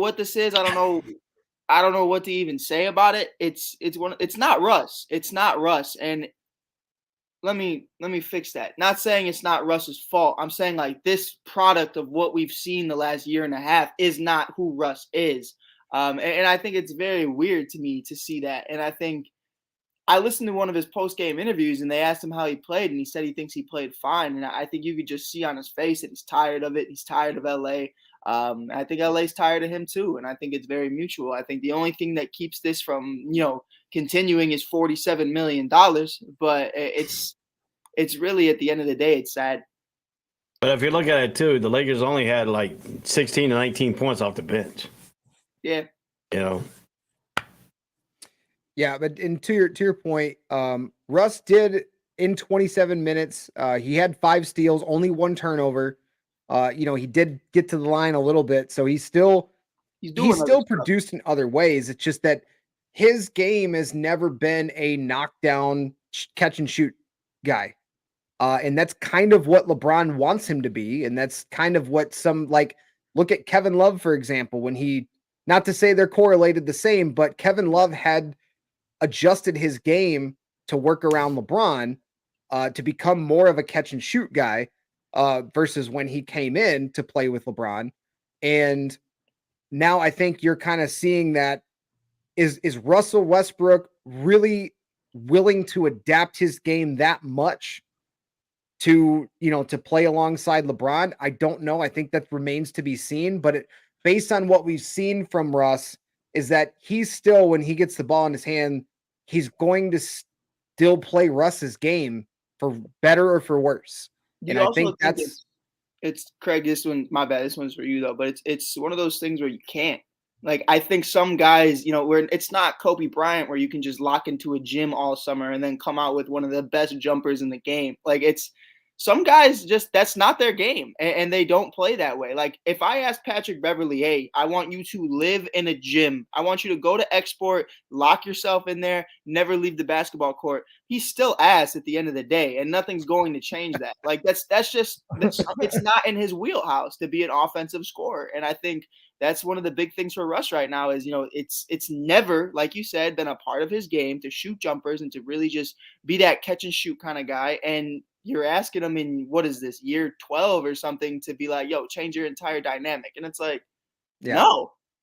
Then if you look at it too, Russ Westbrook is a starter in the NBA all his career, and he comes to the Lakers now. They're asking him to coming in with the second unit to be that superstar off the second unit. Sometimes people don't have that temperament coming off the bench and produce like they normally do if they were starters, because sometimes they hang their head down low. But then the next key thing y'all want to look at here too, even though the Clippers didn't shoot well from 3-point range at 9 out of 29, 31%, the Lakers shot 20% from 3-point range, 9 out of 45.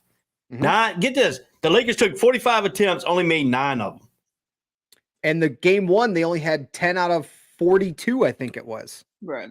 Why are if the Lakers cannot shoot, if they see these percentage right now, why haven't the Lakers figured out to go down low and take more shots inside that 3-point range? Because the NBA game now is behind the 3-point line, and they don't have the shooters to do that. Not consistent enough. And that's why you ask some people why you backing off of them. I don't want them to drive to the goal to beat me. I want them to beat me from the 3-point range. Until they can do that, that's how the teams are going to play the Lakers. Yeah, they have a lot of work to do, that's for sure. But from the Clippers standpoint in this game, John Wall coming off the bench. Yes, sir. Man, John Wall showed some flashes of John Wall that we are accustomed to seeing. He had 15 points. He was 7 of 15 from the field in 24 minutes last night. Kawhi Leonard coming off the bench as well. We kind of mentioned that. He was not concerned about it because, hey, I sat for 82 games. He said, what was 15 more minutes, you know? So if you look at the Clippers, if they can get this kind of production from those guys, Paul George had a double-double, 15 and 10. Zubats, which I thought the Lakers never should have gotten rid of Zubats, but you know, he's now still posting double-doubles for the Clippers. He had 14 and 17. He was 6 for 6 from the field. But I think the Clippers in game one, now you see a blend of a lot of different things. And I think there's some hope for Clippers fans that this is a team that can compete with some of the best teams in the NBA. I think it's going to remain to be seen of how many games Kawhi plays. You know, is Paul George going to stay healthy? You know, you got a lot of guys that haven't played a ton. They've had some injury history, but they have a really good blend of guys that could make a push in the Pacific Division this year.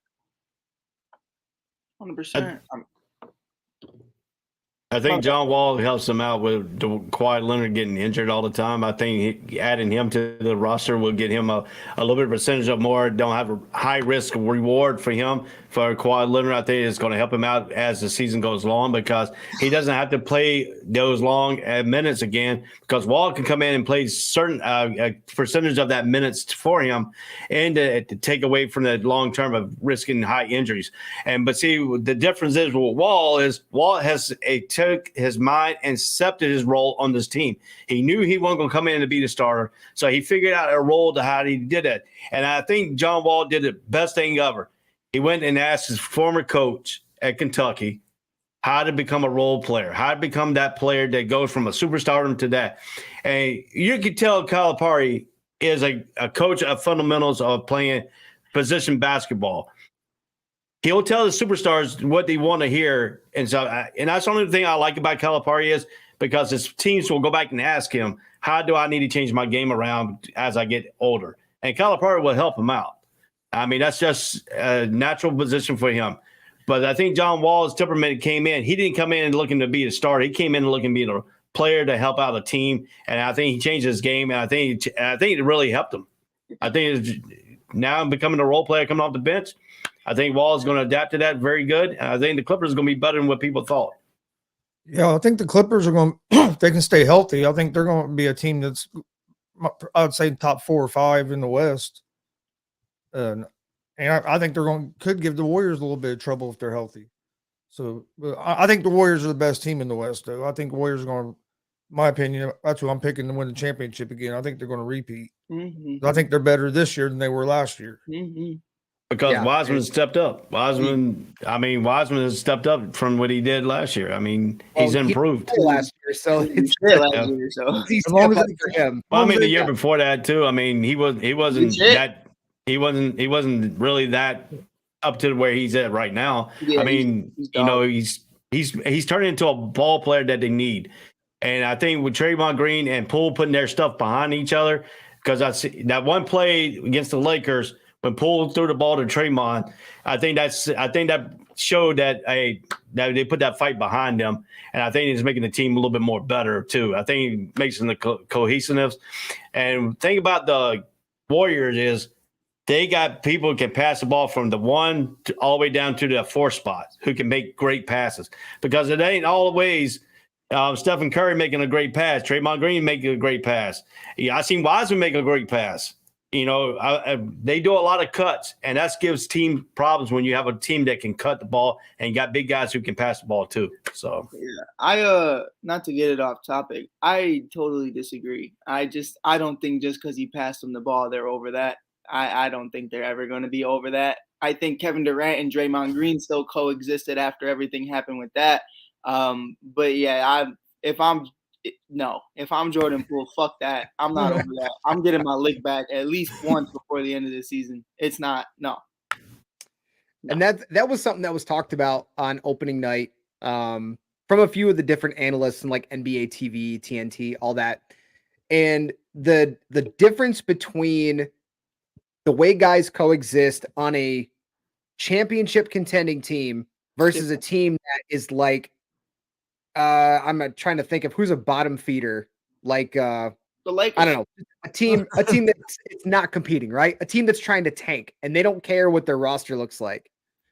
So the difference is there is that you have the guys. That fight probably wouldn't have happened if it was on a team that they're not contending and they're just kind of a group full of guys. But the level of accountability that somebody like a Draymond brings to that team, and you got Jordan Poole, that's his star has risen so much so quickly, in that he's carrying himself in a certain way, and between him and Draymond, they're going to coexist for the sake of wins, for the sake of championships. But I wouldn't be surprised to see if partway through the season or by the end of the season, Draymond's not on the team anymore, because you've already paid Steph, you've paid Clay, you just paid Jordan Poole, you paid Wiggins. You don't have enough money realistically they got a big luxury tax issue that's ahead of them. So if you try to pay Draymond Green the money that he wants as well, I don't think there's any way that the ownership's going to be able to justify that. And you're going to see they have to make a decision here at some point. And I think Draymond's going to end up being the odd man out because he's 32, near the end of his deal. He already turned down a contract extension from the Warriors. And now they're like, okay, I think it's time to move on. Right. I think there's an understanding, though, like I think Kuminga, obviously Wiseman, if Wiseman continues to flourish, Jordan Poole is obviously the front liner of what the future of that team looks like. Curry will leave and he'll retire there. I don't see Curry leaving. No, Damian. It's one of those things. It's one of those things, though, in all seriousness. It's like, Curry's probably going to retire there unless he wants to just go play somewhere else. And I think Lakers or Warriors fans wouldn't hold him to that. I think it'd be perfectly fine.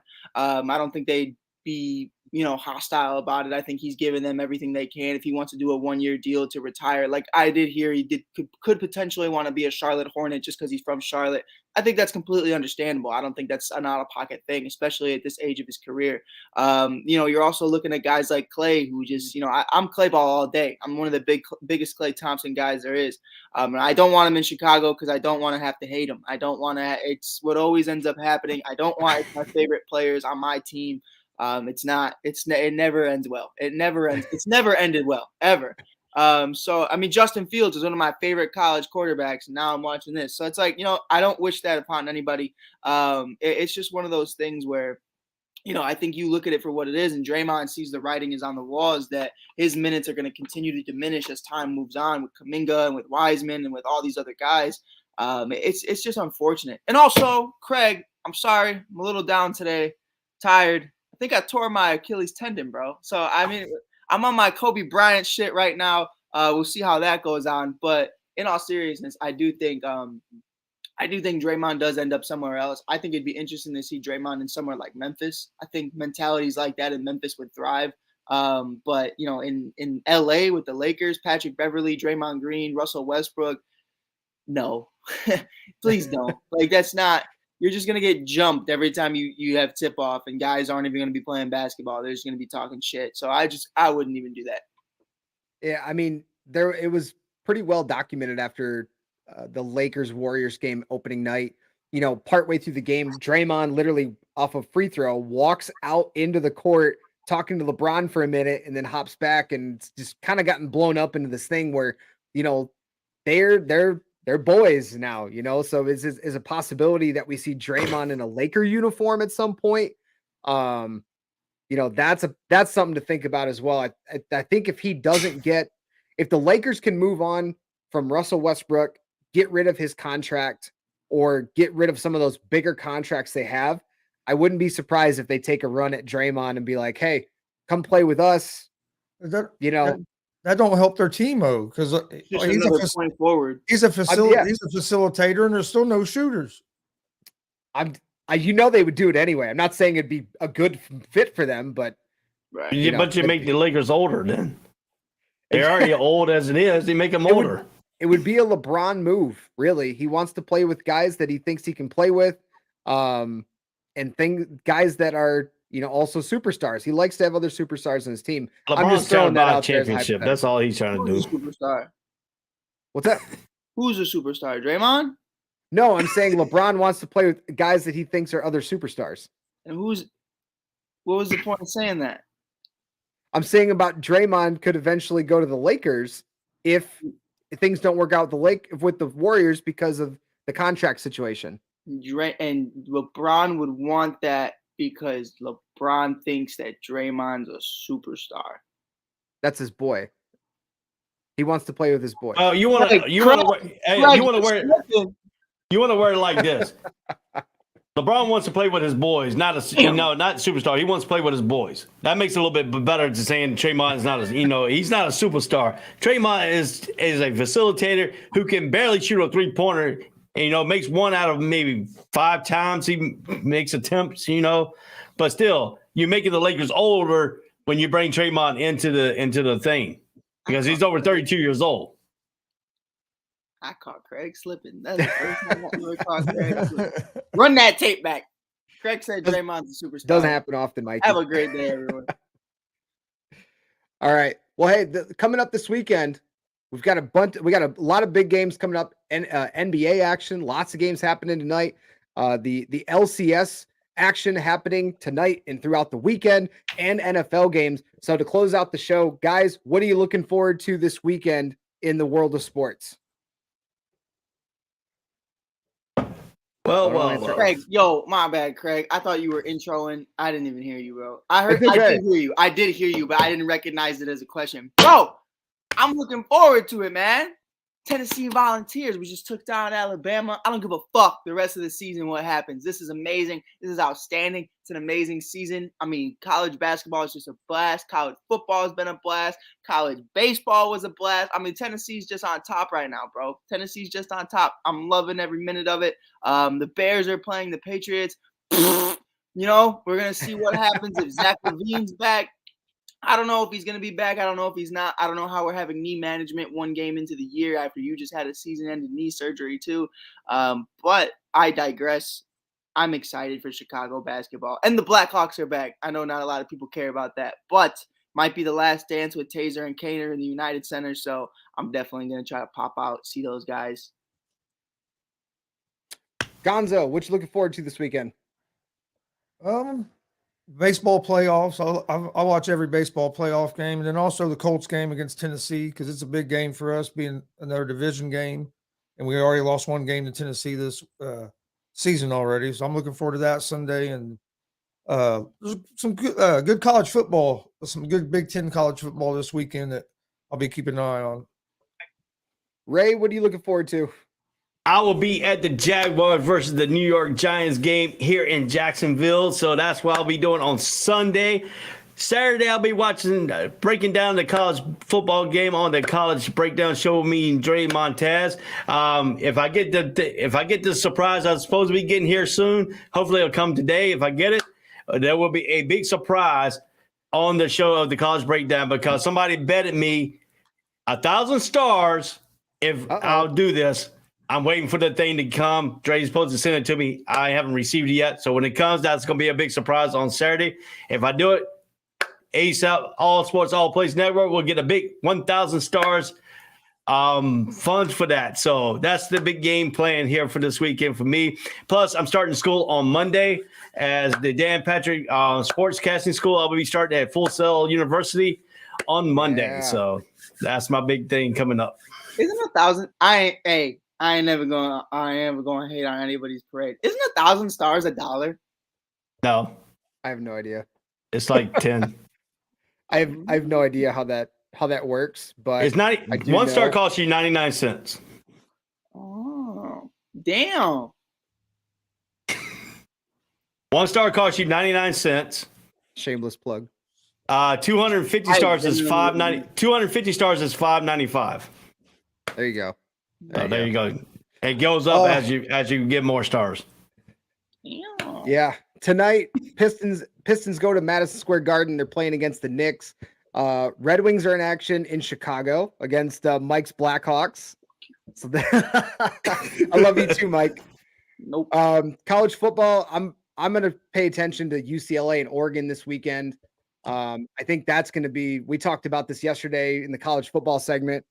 I think that game's going to be a really fun game to watch. And of course, on Sunday, I'm ready to have my heart broken by the Lions on the road in Dallas. I think that's going to be kind of fun and heartbreaking to watch. It's defense is awful, but the offense puts up points. See who's actually healthy, who's going to suit up for the Lions. So those are things I'm looking forward to this weekend. But what you can look forward to here on the All Sports All Plays Network is we've got a lot of great shows coming up throughout the weekend. We've got Jags Nation, Horseshoe Talk, College Football Breakdown. There's a ton of them. Afternoon Blitz is on today. Easy Money is on today as well. All those different shows are here on the All Sports All Plays Network. So if you want to find any of that content, you got to tune in. You got to subscribe, hit those bells for notifications. And you can find us on all the different platforms: YouTube, ASAP Sports Network, Facebook at All Sports All Plays, Twitter at ASAP Network 1, and on Twitch at ASAP Network. Hit the like, hit the share, and comment in the chat. We like to interact with everyone, answer any questions that y'all have throughout the show. And of course, if you are certain individuals and make outlandish comments, we will like to make fun of you at your own expense as well. Damien. But we love all the interaction. So, gentlemen, we are officially at 12 o'clock on the East Coast. So have a great weekend. For Mike, for Gonzo, for Ray, I am Craig. Have a great weekend, everyone. We will see you on Monday at 10 a.m. here on ASAP in the Morning. Have a great weekend. Duval! All sports, all plays. Yeah. All sports, all plays. All sports, all plays. 365, we making a plays. You talking the game, get you through the days. We're high in the court, the dime in the lane. Variety, topics, living the same. All presentation, sports information. In the airways, taking the nation. All sport, all plays, they working your faces. Grace at the field, so tie the laces. All sports, all plays.